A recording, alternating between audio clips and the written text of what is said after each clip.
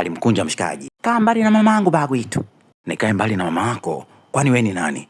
Alipomwangalia kwa ukaribu aligundua kwamba huyu binti anafanana sana na mwanamke anayempenda hapo shule.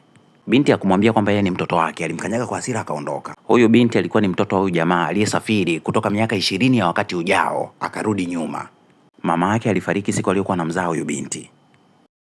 Miaka kadhaa baadaye babake alifariki wakati anakuja kumchukua shule. Binti alilia kwa uchungu, akajilaumu sana kwa kifo cha babake na mama yake.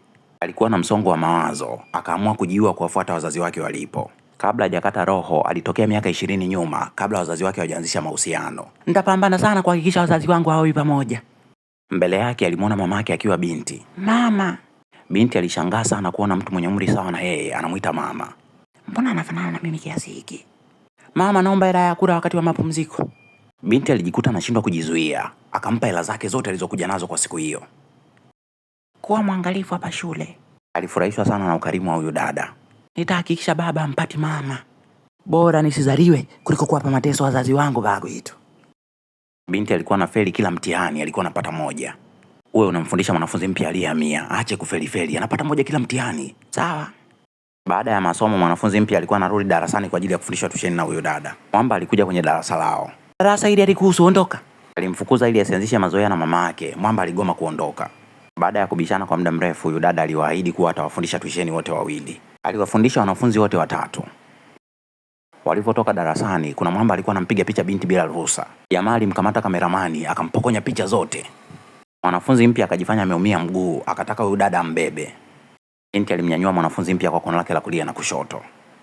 Naomba kwenda nyumbani kwenu kula chakula cha jioni Bagwitu. Sawa. Walipofika nyumbani kwa huyu manzi, mwanafunzi mpya alimwona bibi yake amekuja kuwapokea. Binti anafanana sana na mwanangu utotoni. Unafanana sana na picha za mwanangu za zamani.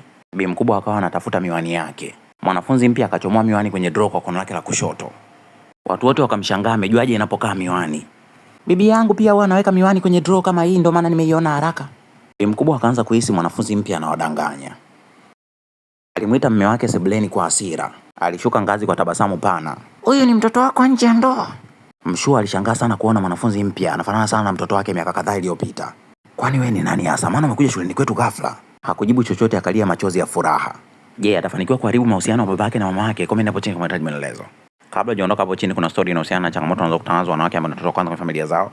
Pia hapo chini kuna story inahusiana na maisha halisi ya asilimia kubwa ya single mothers. Naomba like, subscribe, comment, share. Usipotaka usilike, usubscribe, usicomment, usishare. Simu ni ya kwako, bundle na kwako, usikupangicha kufanya. Kama mwenye hasira za karibu, acha kuangalia shorts, focus kwenye movie ndefu ziko kibao hapo chini. Asante kwa kuangalia Freddy Flix.